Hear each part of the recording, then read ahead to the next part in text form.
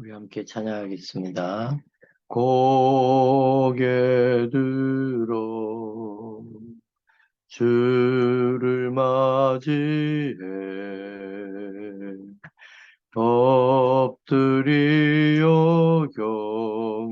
경배하며 찬양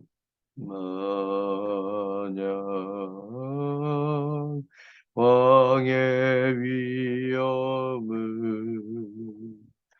신령과 진정한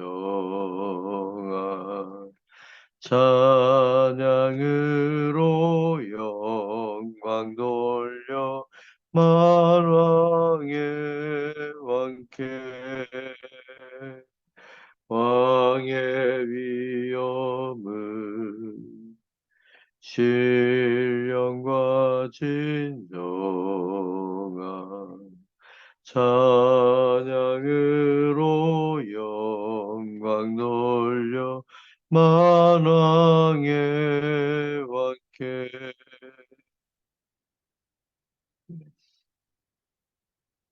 주 안에 있는 나에게 단 근심이 있으랴 십자가 밑에 나가 내 짐을 풀었네. 주님을 찬송하면서 할렐루야 할렐루야 내 앞길 멀고 험해도 나 주님만 따라가리. 그 두려움이 변하여 내 기도 되었고 전날의 한숨 변하여 내 노래 되었네.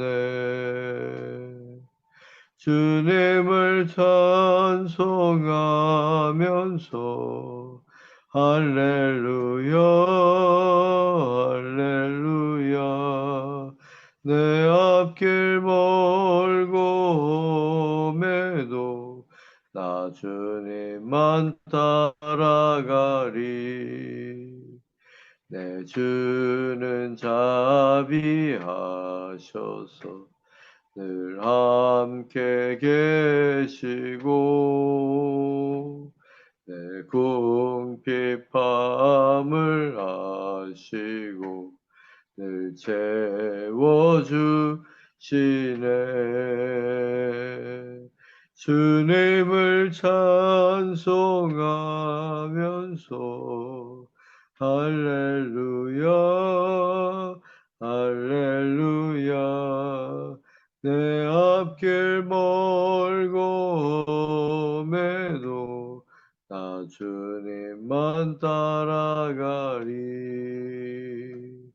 내 주와 맺은 언약은 영불변하시니 그 나라 가기까지는 늘 보호하시네.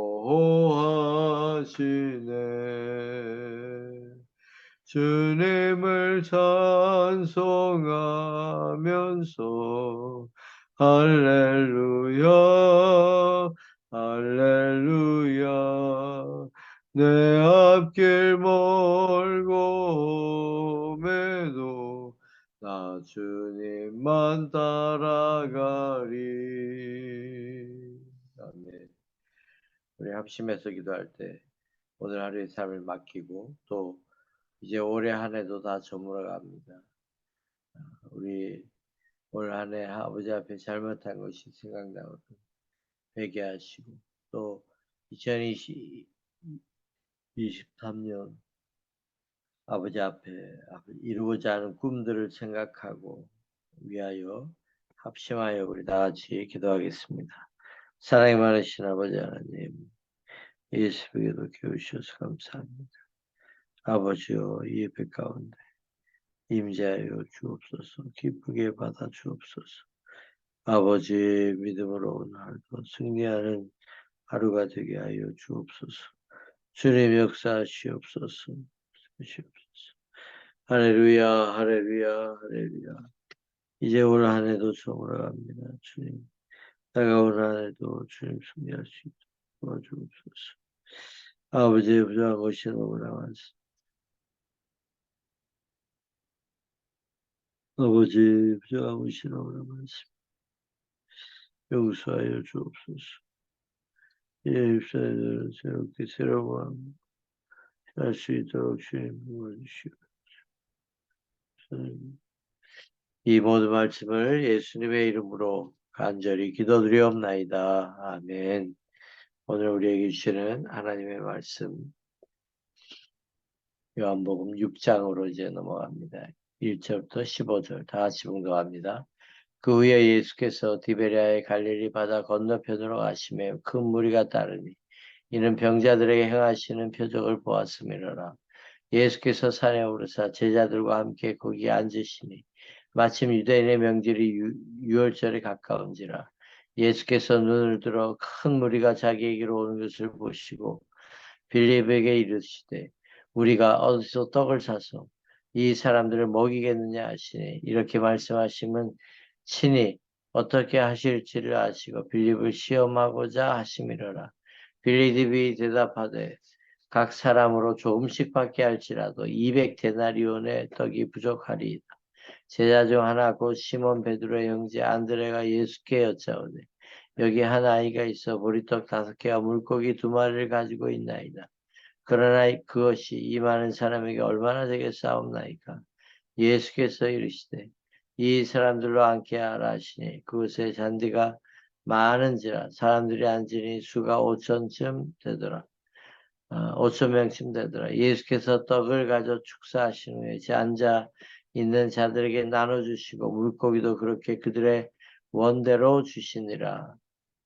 그들이 배부른 후에 예수께서 제자들에게 이르시되 남은 조각을 거두고 버리는 것이 없게 하라 하시므로 이에 거두니 보리떡 5개로 먹고 남은 조각이 12바구니에 찼더라. 그 사람들이 예수께서 행하신 이 표적을 보고 말하되 이는 참으로 세상에 오실 그 선지자라 하더라. 그러므로 예수께서 그들이 와서 자기를 억지로 붙들어 임금으로 삼으려는 줄 아시고 다시 혼자 산으로 떠나가시니라. 아멘.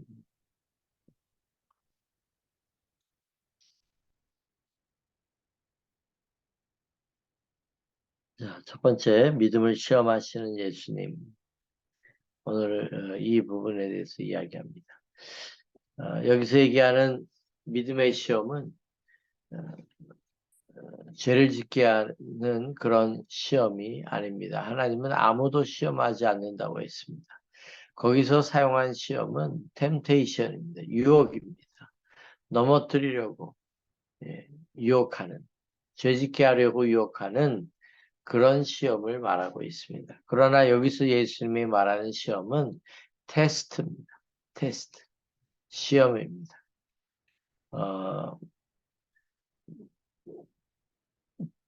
자, 여기서 빌립에게 먼저 어떻게 하면 좋겠냐고 묻습니다. 어떻게 하실지를 아시지만 빌립을 시험하고자, 테스트하시고자 이렇게 말씀하셨다라고 얘기합니다. 그런데 이때 빌립은 재빠르게 계산기를 두드립니다. 이 많은 사람들이 먹으려면 적어도 조금씩만 먹게 할지라도 200데나리온이 필요합니다. 아마 오늘날로 환산하면 수백만 원이 될 겁니다. 우리가 기억해야 할 것은 믿음의 시험, 테스트는 주님이 방법론을 물은 것이 아니었습니다. 방법은 하나님께 있습니다. 여러분, 불가능한 상황에서 우리가 아무리 머리를 맞대고 방법을 찾아봐도 그 방법대로 절대로 되지 않습니다. 하나님은 하나님의 방법을 생각해 두고 있습니다. 우리가 해야 할 일은 뭐냐? 믿음으로 아버지께 구하는 것입니다. 여기서 방법 200데나리온을 이야기하지만 그러나 다른 복음서에는 문제는 이 돈이 있어도 갑자기 이 많은 사람들의 양식을 구할 수 있는 방법은 없다라고 이야기합니다. 우리가 믿음의 시험을 방법으로 생각하지 말라고 하는 이유는 계산을 뛰어넘는 것이 믿음의 역사이기 때문에 그렇습니다. 우리의 생각을 뛰어넘는 것이 믿음의 역사입니다. 어느 누구도 물고기 2마리와 떡 5덩이로 이렇게 많은 사람이 먹을 줄은 그 누구도 몰랐습니다. 방법은 하나님께 있고 역사도 하나님께 있습니다.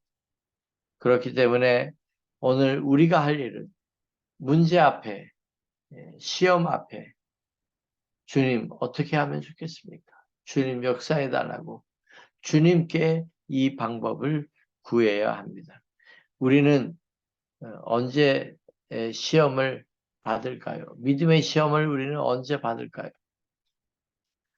갑작스러운 어려움이 닥쳐왔을 때 주로 그럴 것입니다. 그러나 여기서 중요한 것은 내가 믿음으로 평소에 살고 있었다면 믿음을 평소에 생각하고 있었고 믿음을 적용하는 사람으로 내가 살고 있었더라면 갑작스러운 믿음의 시험이 왔을 때 그때 하나님과의 관계를 늘 붙잡고 살아가는 사람은 그 어려움 속에서도 담담하게 믿음으로 승리할 수 있습니다. 그러나 평소에 믿음을 준비하지 않고 믿음대로 살지 않고 믿음으로 생각하지 않았던 적용하지 않고 살아가던 사람은 갑작스러운 믿음의 테스트 앞에는 속수무책이고 어쩔 줄 몰라 당황하게 됩니다. 믿음은 꼭 어려운 일이 있을 때만이 아닙니다. 그때만 발휘되는 것이 믿음이 아닙니다. 바로 평소에 데일리 라이프에 매일매일의 삶 속에 하나님과의 관계 속에 믿음으로 사는 그런 흔적과 믿음으로 사는 헌신과 결단이 꼭 있어야 합니다. 이것이 중요한 것입니다. 저는 다윗과 골리앗의 이야기를 묵상을 하면서 어느 날 크게 깨달음을 얻게 됩니다. 다윗이 골리앗을 이긴 것은 그의 믿음도 있었지만 그는 날마다 현장에서 삶의 현장에서 목동으로서 양들을 지킬 때 사자나 곰이 달려들면 양을 지키기 위해서 믿음으로 그 짐승들과 싸웠습니다. 거기에서 그는 그 양들을 지키기 위하여 끊임없이 물맷돌 연습을 날마다 했던 것입니다. 그래서 실제로 짐승들이 왔을 때 달려가서 그 짐승을 쳐 죽이고 그리고 양들을 뺏어왔습니다. 그 실력과 그것은 삶 속에 있었어요. 여러분, 삶 속에 해답이 있어요. 내가 오늘 하루 주어진 이 삶 속에 내 인생에 해답이 있어요. 우리가 이것을 몰라요. 우리는 큰 것만 바라봅니다. 우리는 어떻게 하면 이 문제를 해결할까만 바라봅니다. 그 해결의 방법, 그 해결의 역사, 이 믿음의 역사는 하루하루 삶 속에 내가 믿음을 적용하고 살아가느냐 그렇지 않느냐 거기에 달려있어요. 우리가 날마다의 삶 속에 믿음으로 살고 있다면 어떤 어려움과 문제가 와도 해결할 수 있고 해결되고 하나님의 역사는 반드시 일어나게 될 줄로 믿습니다.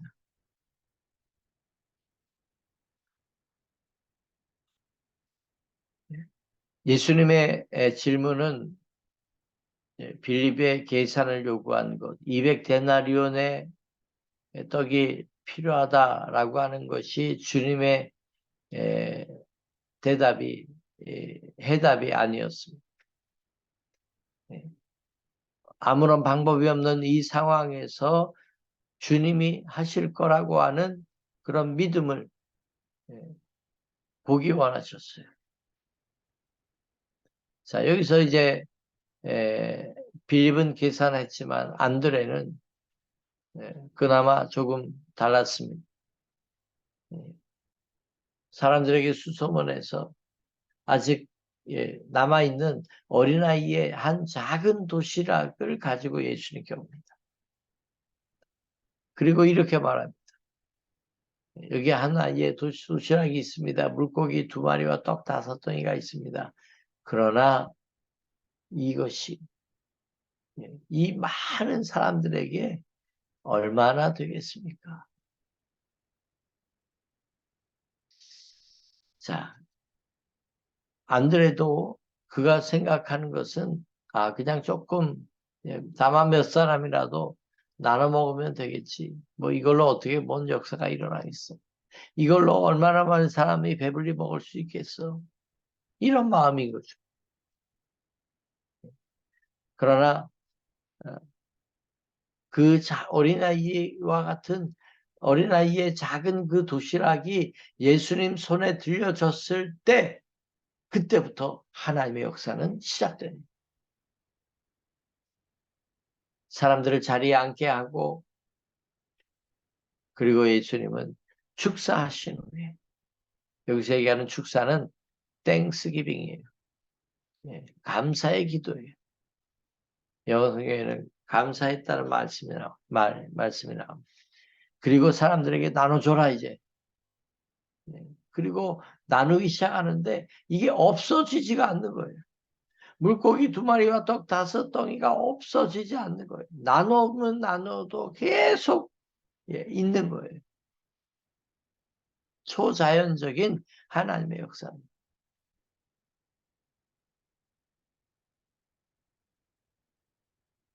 어떤 분은 이 말씀을 못 믿겠다고 하시더라고요. 그래서 요한복음 1장에도 예수님이 천지 창조에 창조를 하셨는데 그 가운데 계셨는데 만물이 그가 없이는 된 것, 지어진 것이 하나도 없다고 했는데 말씀으로 이 세상을 창조하셨는데 물고기 2마리와 떡 5덩이 이것으로 5,000명을 먹일 수 있겠냐 없겠냐. 그런 창조의 역사가 일어날 수 있겠냐 없겠냐.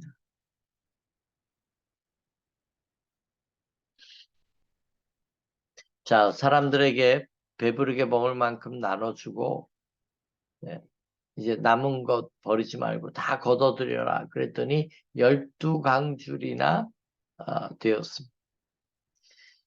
자, 저는 이 말씀을 준비하면서 오늘날에도 오병이어의 기적이 일어날까? 여러분은 어떻게 생각하십니까? 이 기적은 무에서 유가 창조되는 그런 창조의 기적과 같은 일입니다. 이 기적에 저는 작은 아이의 도시락에 감동이 됩니다. 저는 오늘날도 오병이어의 기적이 필요합니다. 저에게는 필요합니다. 저는 그걸 바라보고 지금도 믿음으로 선포하고 있습니다. 내 생각과 내 상상을 초월하는 하나님의 역사를 기대합니다. 여러분도 기대하십시오. 그리고 구체적인 꿈들을 그려보십시오. 구체적인 꿈을 그려보십시오. 오병이어의 역사입니다. 나는 아무 가진 것이 없습니다. 그러나 하나님의 역사심을 바라봅니다. 하나님의 역사에 따라 하나님만이 하실 수 있다. 이 기적이 작은 아이의 도시락에서 시작이 된다라고 하는 것입니다. 이 도시락은 마치 마중물과 같은 그런 도시락입니다. 5,000명을 먹이고 12광주리가 남게 만드는 그 첫 시발점이 이 작은 아이의 도시락이었다. 이것을 예수님에게 가지고 온 것이 중요한 것이었어요. 마치 5,000명을 먹이는 씨앗을 심는 것과 같아요.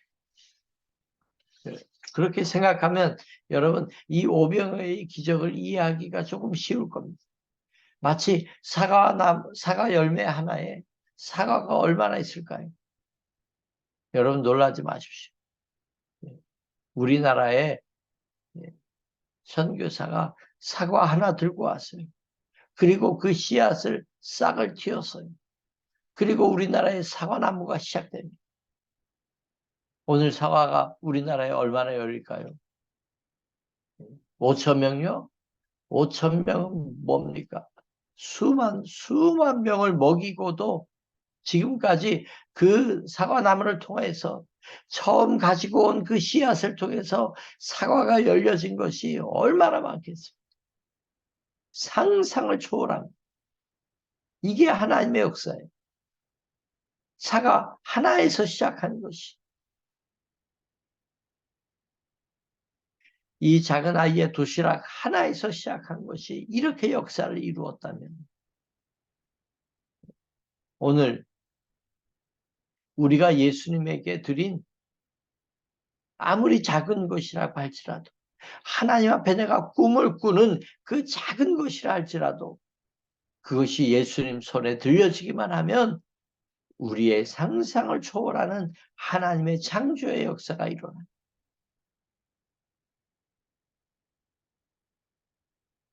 사랑하는 여러분,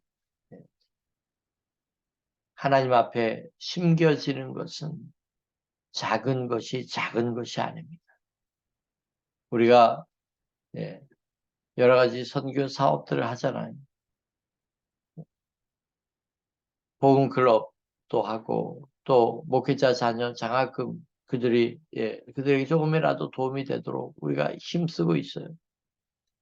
저는 그런 상상을 합니다. 우리가 후원한 그 목사님 자녀 가운데 상상을 초월하는 그런 훌륭한 인물이 나올 것이다. 틀림없이 그렇게 될 것입니다. 우리가 기도합니다. 그 가운데 이 민족을 살릴 사람이 나올지 어떻게 합니까? 그래서 하는 거예요. 왜? 하나님은 창조의 역사니까. 오병이어의 기적이 일어나니까. 이 믿음을 여러분도 여러분 삶 속에 적용하시기 바랍니다. 그래서 저는 꿈을 꾸는 거예요. 내가 심겨진 작은 꿈이, 내가 말하는 그 작은 꿈들이 누군가에게는 감동이 되고 누군가에게는 심겨지고 하나님께 들려지고 하나님은 그것을 통하여 창조의 역사를 이루신다라고 합니다.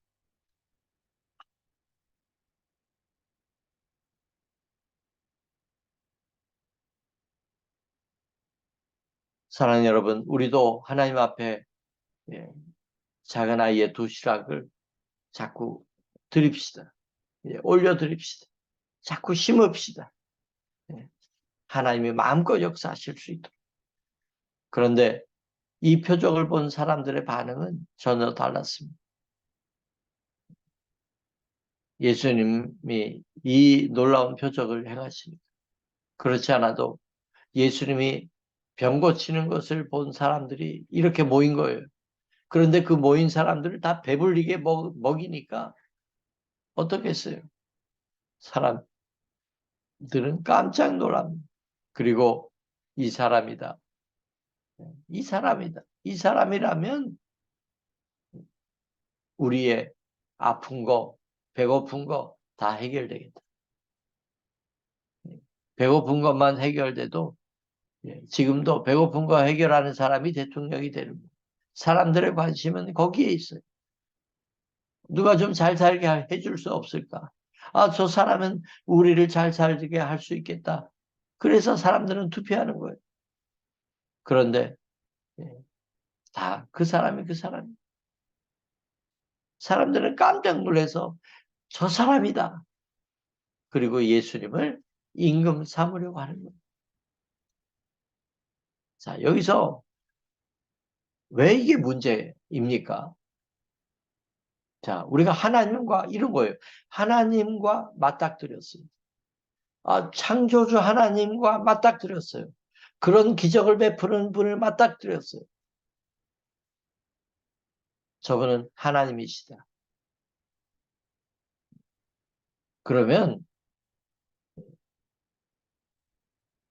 내 배고픔의 문제를 해결하기 위해서 그분을 임금 삼으려고 할 게 아니라 그분을 그분으로 바라봐야 되는 거예요.